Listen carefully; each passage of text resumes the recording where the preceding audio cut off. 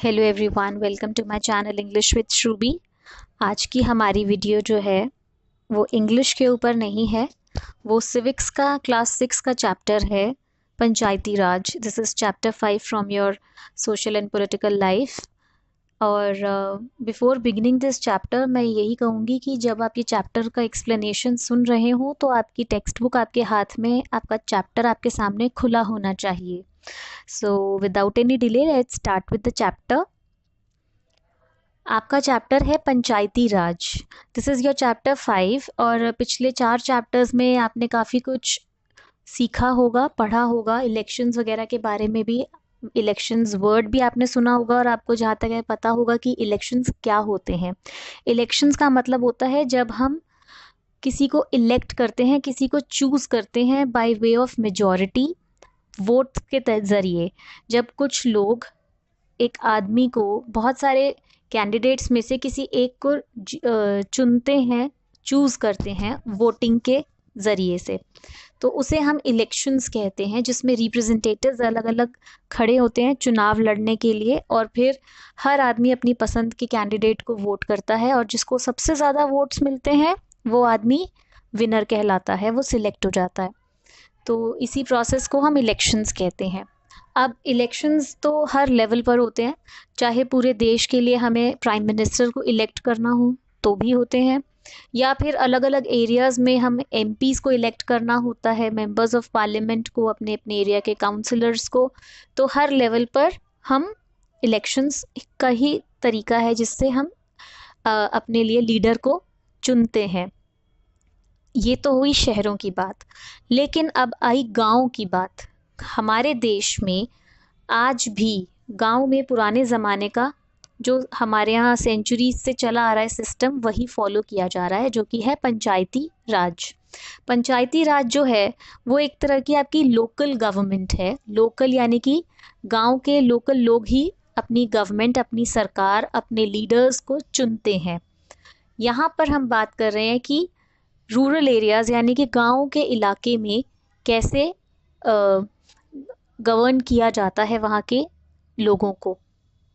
अब देखिए, आपका चैप्टर अगर आपने खोल रखा है तो फर्स्ट पेज पर ही आपको एक पिक्चर दिखेगी जिसमें एक मीटिंग आपको दिखाई देगी, जिसमें बहुत सारे लोग इकट्ठा हुए हुए हैं और 4-5 लोग हैं वो ऊपर बैठे हैं, बाकी की जो जनता है, जो पब्लिक है, वो नीचे बैठी है और उन सब एक दूसरे से बातचीत कर रहे हैं। लोग एक दूसरे की बातें सुन भी रहे हैं ध्यान से, एक मीटिंग चल रही है। It's a special day today. Everyone's rushing to get to the Gram Sabha. Do you know why? Because the Gram Sabha is holding its first meeting after the elections of the new Gram Panchayat. अब यहाँ पर हमें पहले ही paragraph में बताया गया है कि लोग इकट्ठा हुए हैं क्योंकि आज उनकी जो चुनी हुई नई ग्राम सभा है, ग्राम पंचायत है, उसकी ग्राम सभा, सभा यानी कि मीटिंग रखी गई है। तो हर कोई एक्साइटेड भी है कि नई पंचायत जो इसको उन्होंने इलेक्ट किया है वो कैसी होगी, वो किस तरह के डिसीजंस लेगी।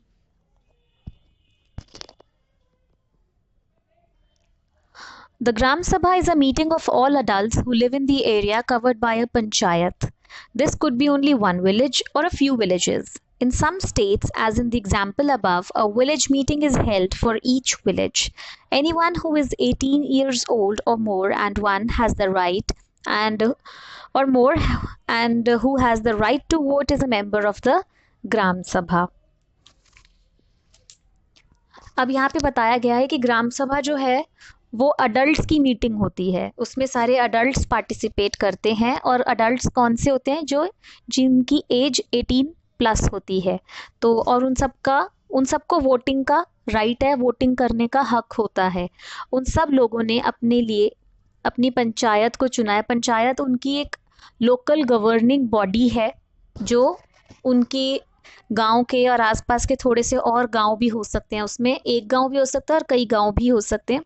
उनकी लोकल गवर्निंग बॉडी है जो वहाँ के फैसले लेती है और वहाँ के डेवलपमेंट और दूसरे प्रोग्राम्स को देखती है, जिसकी रिस्पॉन्सिबिलिटी होती है। तो ग्राम सभा जो है उसके जो मेंबर्स हैं पंचायत जो होती है, पंचायत दो शब्दों से बना है, पंच और आयत। पंच का मतलब होता है पांच, यानी कि 5। पंचायत में 5 मेंबर्स होते हैं जो कि मेन होते हैं, जिनको इलेक्ट किया जाता है। और जो सरपंच होता है, सरपंच नाम से ही पता लग रहा है, वो उन पांचों में भी सीनियर मोस्ट होता है, या वो मेन पंच होता है, मेन होता है जिसका डिसीजन फाइनल होता है। तो हम उसको इलेक्ट करते हैं, गांव के लोग, जो भी एक गांव है या अलग अलग काफ़ी सारे गांव हैं, वो सब मिलकर अपनी पंचायत खुद इलेक्ट करते हैं। फिर वो पंचायत, अब यहाँ पर जो दिखाया गया है कि एक नई ग्राम पंचायत इलेक्ट होकर आई है और उनकी फर्स्ट मीटिंग चल रही है। इसके बाद देखिए नेक्स्ट पेज पे, पेज आपका नेक्स्ट 44। हर विलेज पंचायत जो है छोटे छोटे एरियाज में डिवाइडेड होती है, स्मॉलर एरियाज में, जिनको हम वार्ड्स कहते हैं। हर वार्ड का से एक आदमी खड़ा होता है, उस वार्ड को वो रिप्रेजेंट करता है, ठीक है, और उसको हम वार्ड मेंबर कहते हैं, या फिर हिंदी में पंच भी कहते हैं। All the members of the gram sabha also elect a sarpanch who is the panchayat president. और हर ग्राम सभा अपनी अपनी पंचायत का एक सरपंच इलेक्ट करती है, यानी कि जो हेड होता है उन सब का, उसको हम पंचायत प्रेसिडेंट भी कहते हैं। The ward panches and the sarpanch form the gram panchayat. उस वार्ड के जो सारे पंच हैं और एक जो सरपंच है उनका, वो सब मिलकर हमारी बनाते हैं gram panchayat. The gram panchayat is elected for 5 years। जैसे देश की बाकी गवर्निंग बॉडीज हैं वो सब 5 years के लिए इलेक्ट होती हैं, ऐसे ही ग्राम पंचायत भी एक बार इलेक्ट होने के बाद 5 साल तक काम करती है, और उसके बाद फ्रेश इलेक्शंस होते हैं और नए कैंडिडेट्स खड़े होते हैं, या वही कैंडिडेट्स खड़े होते हैं और नई ग्राम पंचायत इलेक्ट की जाती है। The gram panchayat has a secretary who is also the secretary of Gram Sabha. This person is not an elected person but is appointed by the government for इस एक सेक्रेटरी भी होता है जो इन सारी मीटिंग्स को बुलाता है, लोगों को इकट्ठा करता है, और वो गवर्नमेंट की तरफ से अपॉइंटेड होता है, उसे सरकार नियुक्त करती है। The secretary is responsible for calling the meeting of the gram sabha and gram panchayat and keeping a record of the proceedings यानी कि जो भी उन मीटिंग्स में हो रहा है और उसके आगे के जो उस पर एक्शन लिया जाता है, उन सब बातों का रिकॉर्ड रखने का काम होता है उस सेक्रेटरी का। ओके, अब यहाँ पर दिखाया गया है कि लोग जो हैं उनकी नई ग्राम पंचायत स्टार्ट हुई है, और जो लोग हैं अब एक एक करके अपनी अपनी प्रॉब्लम्स अपने पंचों के आगे रख रहे हैं, कि उनको अब जो नई पंचायत आई है वो उनकी लोकल लोगों की प्रॉब्लम्स सुन रही है, कि उनको क्या क्या दिक्कतें आ रही हैं या उन्हें क्या क्या और फैसिलिटीज़ की, हेल्प की ज़रूरत है अपने गांव में। तो सब लोग इकट्ठा हुए हैं अपनी बात उनके सामने रखने के लिए। तो एक विलेजर है तिजिया, जो अपनी जो मीटिंग की शुरुआत करता है, और वो ये कहता है कि सबसे ज़्यादा इस टाइम हमारे गांव में आ रही है वाटर की प्रॉब्लम। वाटर की प्रॉब्लम हम काफ़ी अक्यूट है, अक्यूट मतलब काफ़ी सीरियस प्रॉब्लम है यहाँ पर। और जो हैंडपम्प का पानी है, हैंडपम्प में पानी कहाँ से आता है बेटा? वो आता है ग्राउंड वाटर से, जो ज़मीन के नीचे का पानी है, जो बारिश का पानी नीचे इकट्ठा हो जाता है ना, हम लोग वही हैंडपम्प से खींच के निकालते हैं। लेकिन तीजिया ये कह रहा है कि गांव में जो हैंडपम्प का वाटर लेवल है वो बहुत नीचे चला गया है, कि हैंडपम्प उसको खींच के निकाल नहीं पा रहा है, तो पानी की प्रॉब्लम हो गई है। जो गांव की औरतें हैं उन्हें बहुत दूर 3 किलोमीटर पैदल चल के बहुत दूर से कहीं से सुरू रिवर से पानी भर के लाना पड़ता है। तो अब प्रॉब्लम आई है तो सब लोगों के अपने अलग अलग सजेशंस आएंगे कि हम क्या क्या कर सकते हैं इस प्रॉब्लम को सॉल्व करने के लिए। तो जो सरपंच हैं और जो उनकी पूरी पंचायत है वो सारी बातें सुन रही है। तो उन्हीं में से एक मेंबर जो है कि वो खड़ा होकर ये कहता है कि हमें पानी की पाइपिंग स्टार्ट कर देनी चाहिए, पाइप्ड वाटर स्टार्ट कर देना चाहिए, अपने सारे पाइप्स लगाकर वाटर से पूरा प्रॉपर सिस्टम बना के एक अपने गांव में एक ओवरहेड टैंक होता है, टंकी होती है पानी की, बहुत बड़ी सीमेंट की बनी, बहुत ऊंची होती है, कई फ्लोर्स ऊंची, तो हमें वो लगानी चाहिए। तो फिर बाकी के जो गांव वाले हैं वो कहते हैं कि ये तो काफ़ी महंगा सजेशन है, इसमें तो बहुत पैसा खर्च हो जाएगा। तो फिर एक आदमी कहता है कि हमारे पास इससे बेटर सोल्यूशन भी है। तीजिया कहता है कि सिर्फ यही काफ़ी नहीं है, हमें अपने कुओं वगैरह को भी, जो हमारे हैंडपम्प्स हैं उनको और गहरा कर लेते हैं, ऐसा करते हैं। पानी का लेवल जहाँ पहुँच गया, हम अपने हैंडपम्प्स का लेवल वहाँ तक ले जाते हैं और अपने कुएं वगैरह की सफाई करवा लेते हैं, अपने वेल्स को क्लीन करवा लेते हैं। लेकिन ये काफ़ी नहीं है, हमें इसके अलावा भी और एक सोल्यूशन और ढूंढना पड़ेगा जो कि परमानेंट सोल्यूशन है, क्योंकि ग्राउंड वाटर जो है वो तो लगातार नीचे जाता जा रहा है हर साल, क्योंकि इतनी ज़्यादा वाटर की कंजम्पशन हो रही है। और बारिश का तो कोई फिक्स है नहीं कि हर साल बहुत होगी ही होगी, किसी साल ज़्यादा होती है, किसी साल नहीं होती है।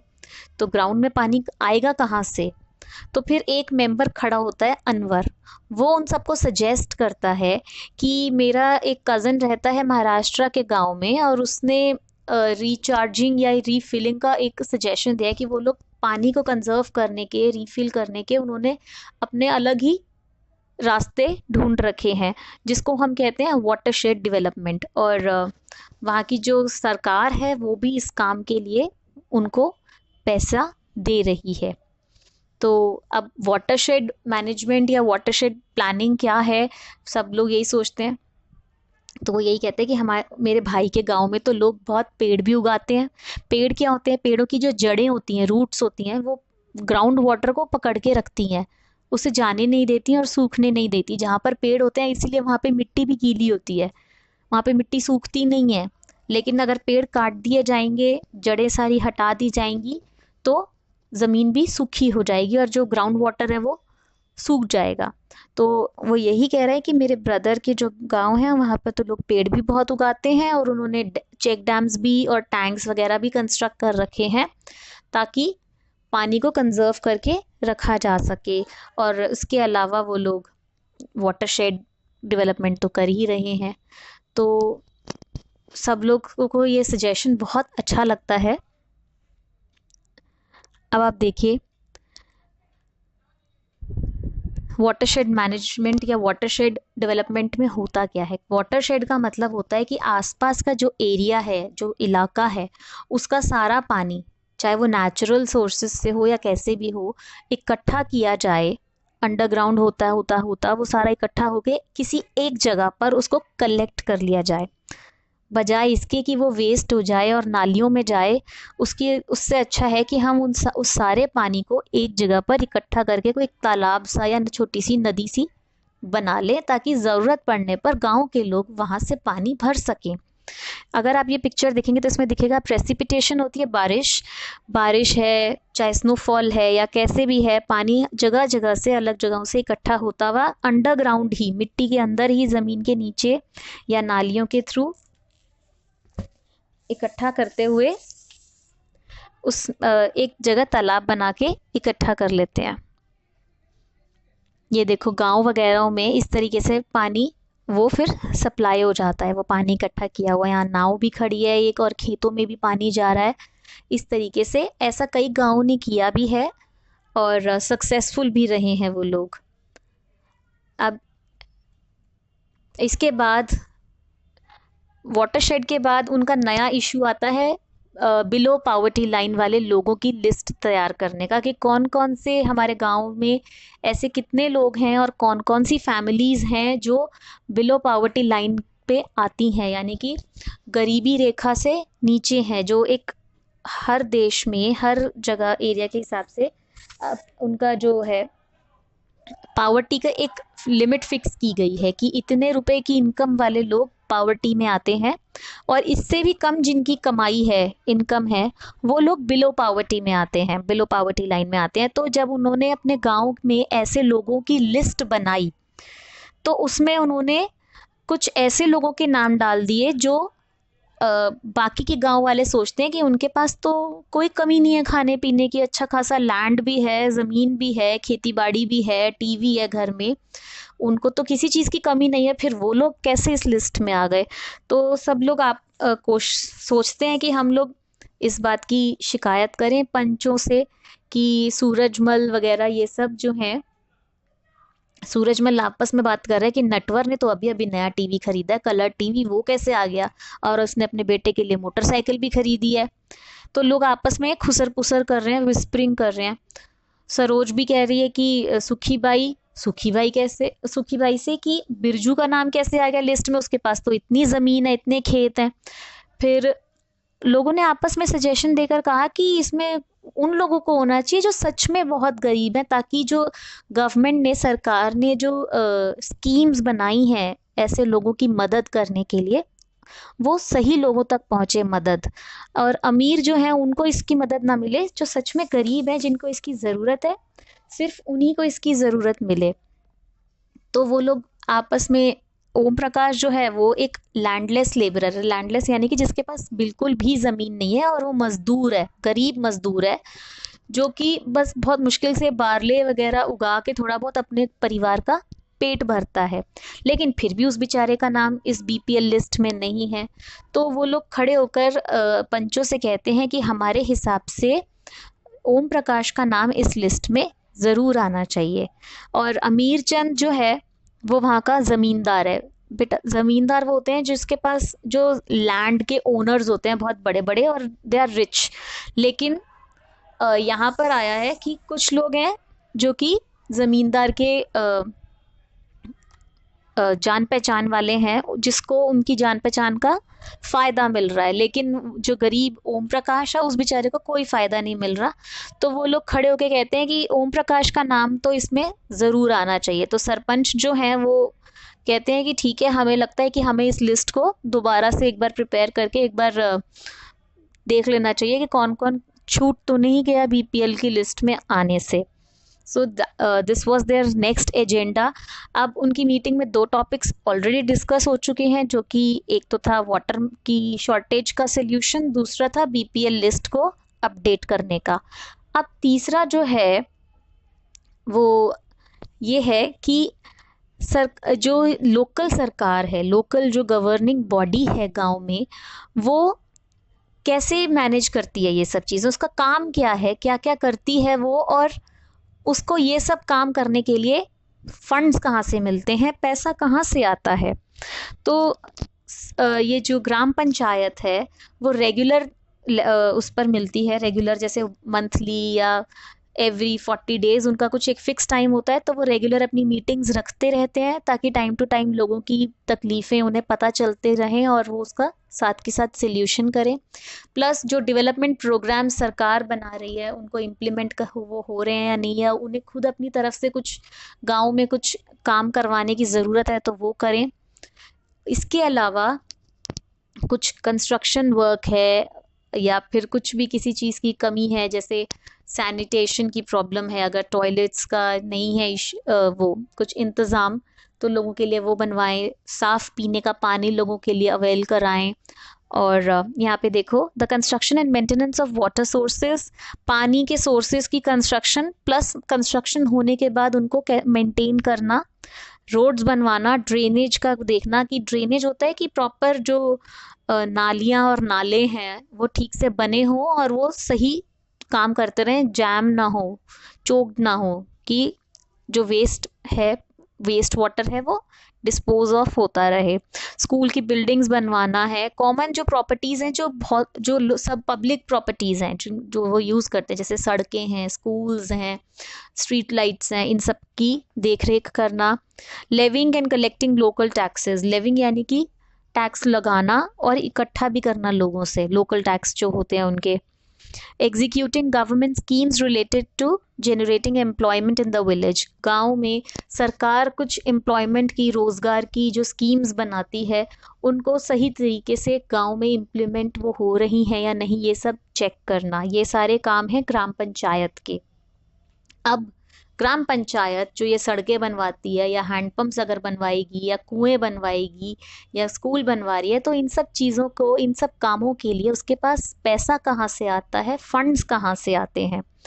Collection of taxes on houses, market place etcetera, वो जो लोगों से टैक्स इकट्ठा करती है वो एक उनका फंड है जिसके ज़रिए उनके पास पैसे इकट्ठे होते हैं और वो फिर उन पैसों को जनता की भलाई के कामों में ही लगा देती है।